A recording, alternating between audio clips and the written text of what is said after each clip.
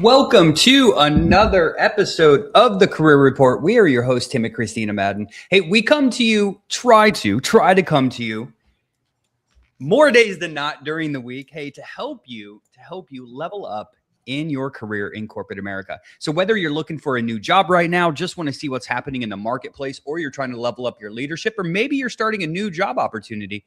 Hey, this is the #1 podcast that will help you do that in 2026. Christina, how are you doing today? I'm good. I was just thinking people probably think like, or a lot of people that do podcasts probably think like, oh my gosh, what are we going to talk about? I'm like, I have like 50 things to talk about and I don't know if I can cover it all. I'm like, I have so much to talk about today. Excellent. Yeah, it's funny. I was talking to employees and clients about LinkedIn content, and they're like, I don't know what to post. And I'm just like, man, there's just a million things. I remember feeling like that though. It's like, you got to get going, just get some things out there, and then you realize how much you can really talk about. For sure. Well, just with AI and just a simple Google search too, there's just endless amounts of information where you can just scroll and be like, hey, that, I can absolutely talk about that. So what are you talking about today, Christina? AI is not going to solve all of our problems, you mean? Not all of our problems, but it will absolutely help. It helps for sure. Well, first I want to talk about I get hit up about like really complex situations. And I just think, man, I can't imagine being like a job seeker without our help. I see people enrolling in our program and they're going all in on all the supports possible. Everything from us helping to automate their interviews, getting interviews on their calendars, interview prep, salary negotiation, mindset, all the things. People are really tackling all the levels of support that they can get from us. And I'm just like, what are people doing without that help? And there was a situation this morning I wanted to ask you about that I got a message about, because I know people are going through this, and I just wanted to get your feedback on it. And then, guys, we're going to ask Tim some mindset questions because those are his favorite. But okay, just for the sake of privacy and everything, I'm not even going to use the same figures, but let's just say you have somebody that is in a job search and they're still currently employed and they're looking for a job. And wow, since they used our help, they got one, right? An offer, but it was a little sooner than they expected.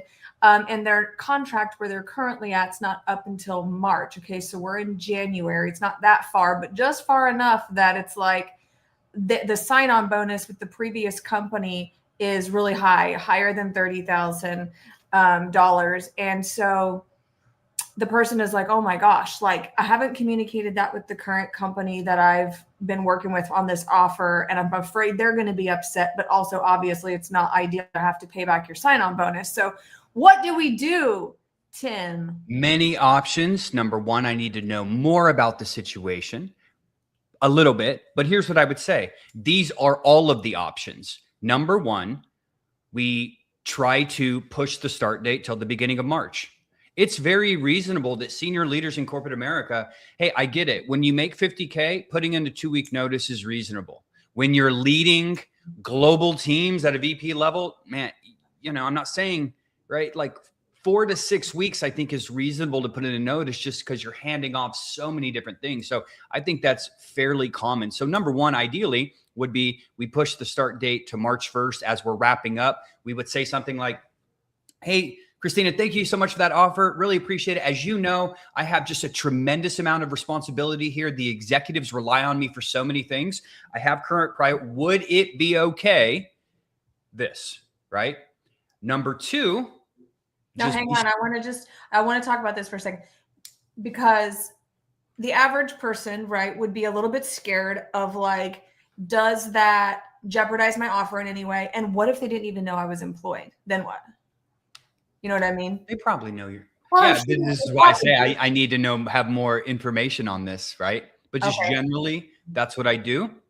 Now, again, we always want to use neutral tone as well in these emails. For instance, kind of like, would it be okay? So it's kind of like, hey, would you consider this? Mm-hmm. Now, with that being said, if there are urgent priorities, hey, let's absolutely reconnect and figure out a game plan to do that. And then I don't know what that looks like. We'd have to talk it out. Number two, at some point, if they can't, hey, Christina, I also would just be transparent with you. I got a bonus and I got this and I got that. And we've seen the new company say, hey, we'll pay that 17.5.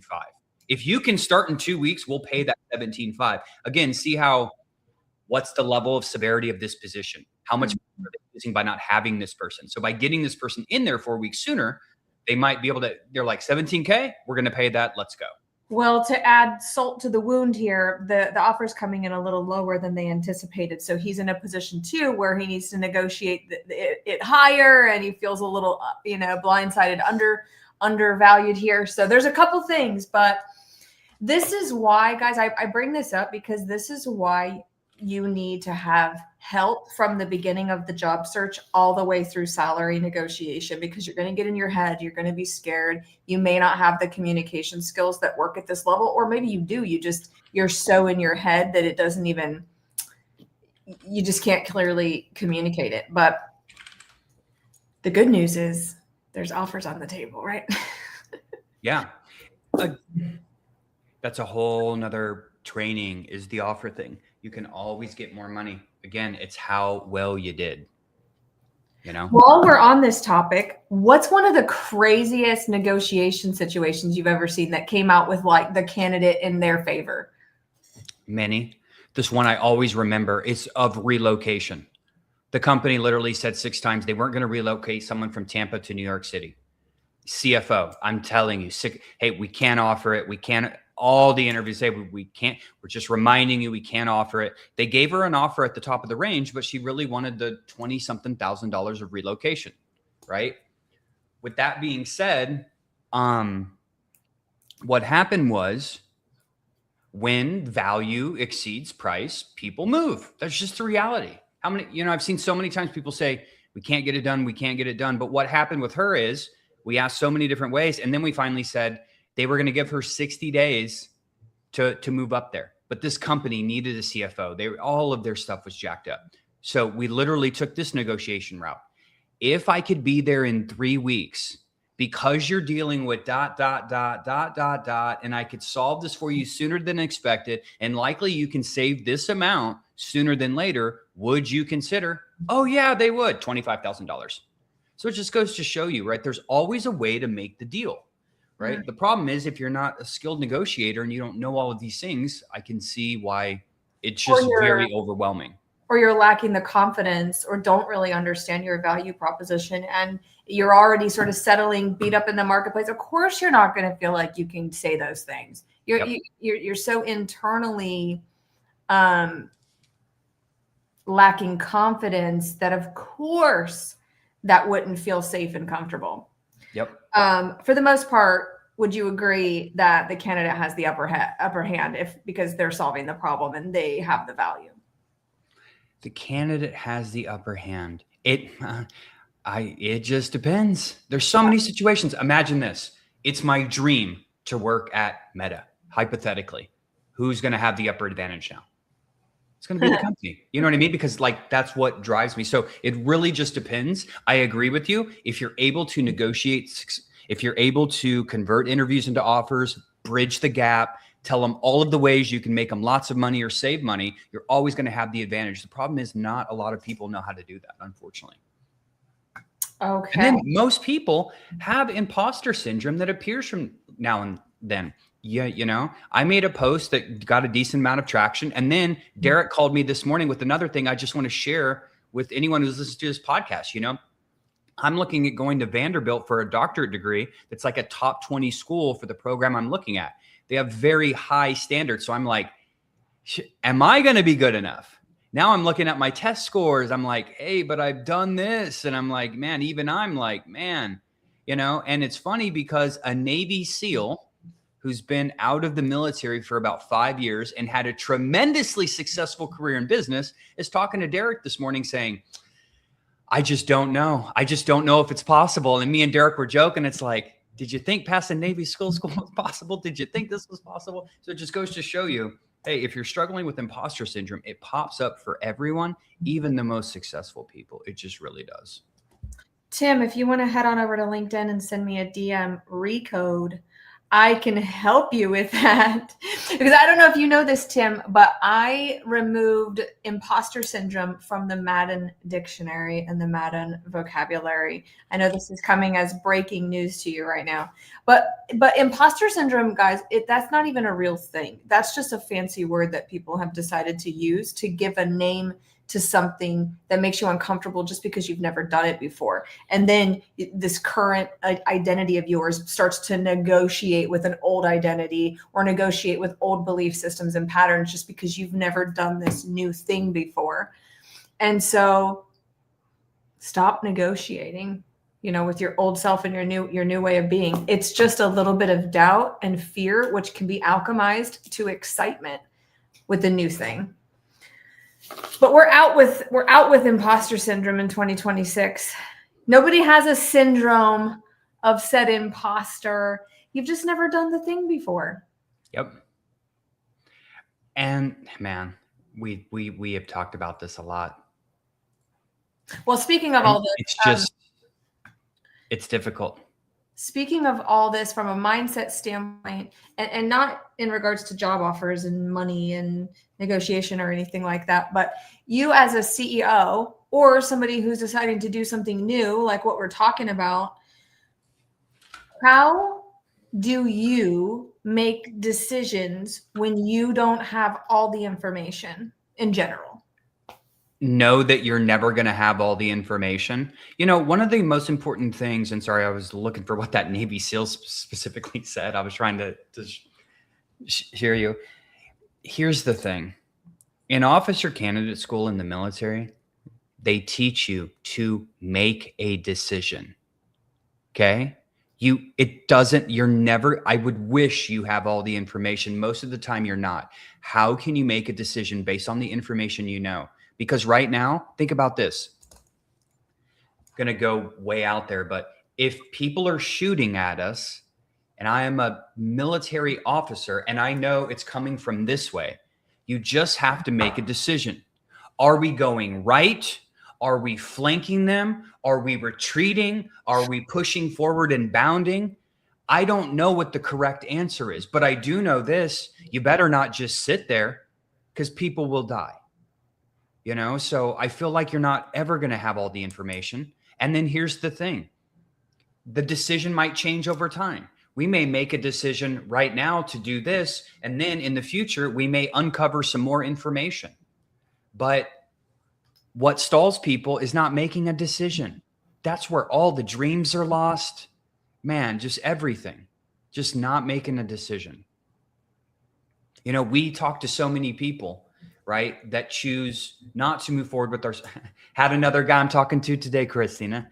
He was in October, and he was like, man, I'm just like, man, 60, almost 70 days has went by and nothing's changed. Like, I'm glad you're back now. I know we're enrolling you into our program. That's great. But I'm like, man, 70 days, like what? That's cost you so much things. It's cost them money. It's cost them frustration, right? I'm talking to somebody who's been hitting me up since 2021, 2020, you know, and the thought patterns look the same, which tells me, yeah, the person is stuck, really stuck, lack of action. Yeah. People highly underestimate the power of just making a choice and moving forward and being okay with it not looking perfect or feeling safe or feeling certain, right? And even in the situations that you do have a ton of information, it could still feel uncertain. Tim, in regards to mindset, can you sense someone's mindset in an interview, and what gives it away? Their communication and their body language.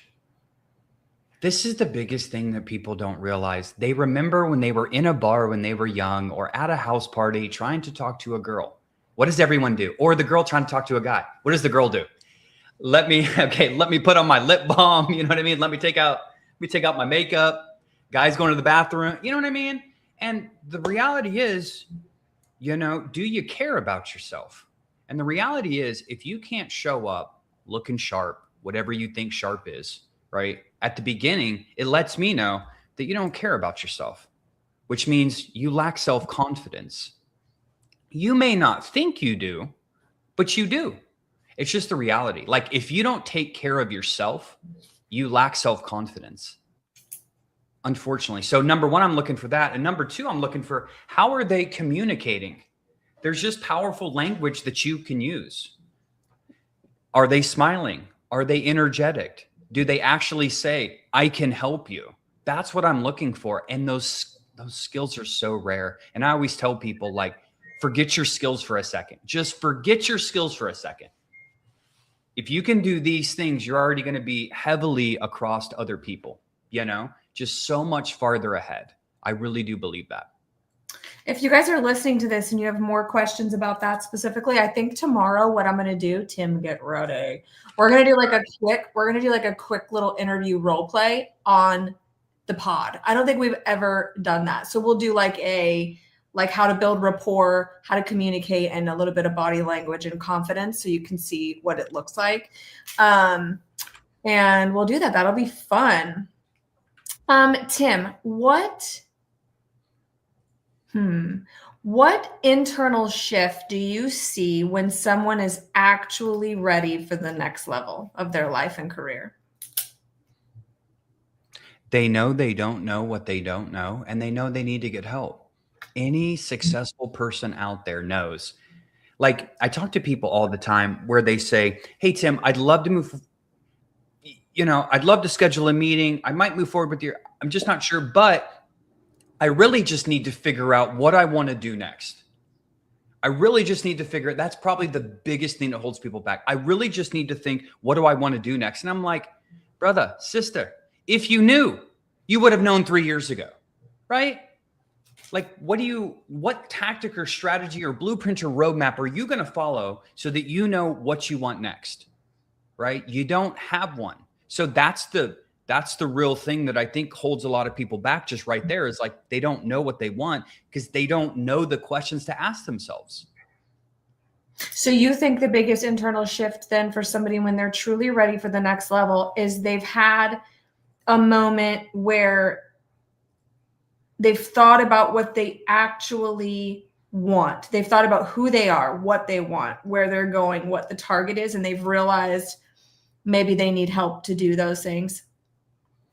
If you already aren't at the level you want to be clear, you need help. Logically, if you knew how to get there, wouldn't you already be there?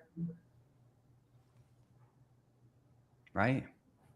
If I knew how to grow a company to over $100 million, isn't it safe to say we'd already be strategically on that path right now? I have never done that before. So how am I possibly going to achieve that without massive help from likely lots of different people? Mm-hmm. If you have never run a marathon, I could just keep going on and on to all of the things, but you need to get help. I don't understand why so many people are resistant to help. It's the hack to life. I think because, it's not just like the resistance to get help, like admitting like you need help. Then there's that whole psychology of feeling like not good enough and oh my God, and you're embarrassed and there's shame and there's so many things that go into that. But I do think when it comes to looking for a job specifically, it is a very foreign concept to, I'm just guessing, 98% of job seekers. It's a foreign concept that you'd ever have to hire somebody to get a system, to get help, talk about mindset. Because let's just talk about wouldn't you say that that's more relevant in this era than ever before? Like it's a foreign concept to people. They're like, wait, what? I need help finding a job. What? I've always done this on my own. I've always known somebody. They've been contacting me. I've always been able to do this. I'm great at what I do. Da, da, da, da. It's like, I think in this arena that this is just such a foreign concept. Whereas like if you're in business, you need help. If you're an athlete, you need a coach. You're sad and depressed, you need a therapist. You're fat, you need a nutritionist. Looking for a job, people never heard of this before. Like, wait, what? I need help now, It's the same thing with like getting your finances in order. If your finances were in order, and if you knew how to do it, you'd already be doing it. So get some help. If you read books of successful people, which I hope you do, it's literally the ultimate hack to life. When you look at Napoleon's Hill's 14 laws of success, I believe, and that the number one ultimate hack to life, he says, over 100 years ago, is a mastermind. Right? Did he use that word? He does. He uses the word mastermind, and he's talking about different consultants who specialize in different things. And it's funny because Andrew Carnegie, who had, I think, don't quote me on this, but in the 20s, he had like a $4 billion steel company. And I mean, imagine back then, it's just ridiculous. He was he was appearing in front of a judge. I don't remember what he was being charged or something. You know, high level people in business always have people coming after him, but they were questioning his intelligence, and they were asking him all of these weird questions about like IQ, making sure he was extremely proficient. And he said, to be honest with you, I don't know all the answers to any of these questions. But he said, here's what I do know. At my office, I have a red phone. When I pick up that red phone, I can basically tell my assistant to answer any question possible because they know who to call with everything. Oh my God, that was ChatGPT 100 years ago, his red phone. It was. That is wild. I didn't read, that's not the book I'm on. All right. Last question. This is a good one. Mm-hmm. If you could rewire one belief that job seekers have about how CEOs think, what would it be?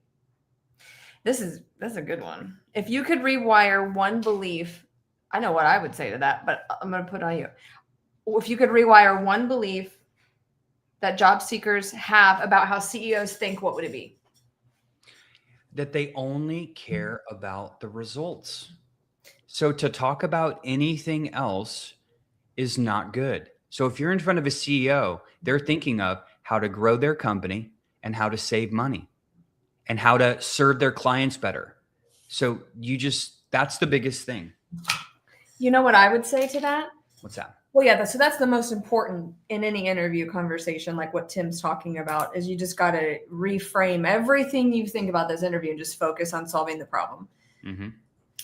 But beyond that, what I see people get really freaked out about is they're like intimidated. And if you already are in this CEO, C-suite, whatever, that's cool. I'm more talking about people at like entry-level director positions, VP, like people that they need to interview with a CEO, right? And they'll get the conversation going, and then they'll show up on maybe one of my mindset calls or for some coaching, and they're so scared to talk to these people because they think that they're like so much better than them or different than them or so uniquely special that they feel like inferior to or not good enough to be having conversations with powerful leaders. So like, what would you say to that? What about people are scared? Like, I wish. Oh my God, I'm so excited. You get to talk to this CEO, but they're so freaked out that they can't even show up as their best selves and connect because they think they're not good enough. Here's what I give to the clients. Okay. I say, Nick Saban, man, I remind the team of this every time. And it's regardless of the scoreboard, it should not impact how you play. So for instance, follow your whether I'm talking to Christina, a recruiter, a headhunter, an agency recruiter, an HR manager, a cross-functional team member on the team, someone who's influencing decision-making, board members, CEOs. It doesn't matter to me because I am an authentic self of each of these people. I don't look down on a recruiter and I don't look up to board members. They're all just people. I try to be the same person. And what happens is when we internalize, it's just, you know how many times I've heard it's just a recruiter call, it's just a screening call. I want to like jump out a window, right? And then you know how many times I've heard, oh my God, I'm meeting with the CEO. You do that because you think you need to be a different type of person. Whether it's an easy game, whether it's a game that's going to be moderate or a high level game, why would you show up as a different person? Professional athletes don't do that. Successful people don't do that, right? So I would encourage you to be the same person on every single conversation. And if you don't do that, if you discredit talking to people earlier in their career as opposed to later, you're always going to struggle with this, regardless of your preparation.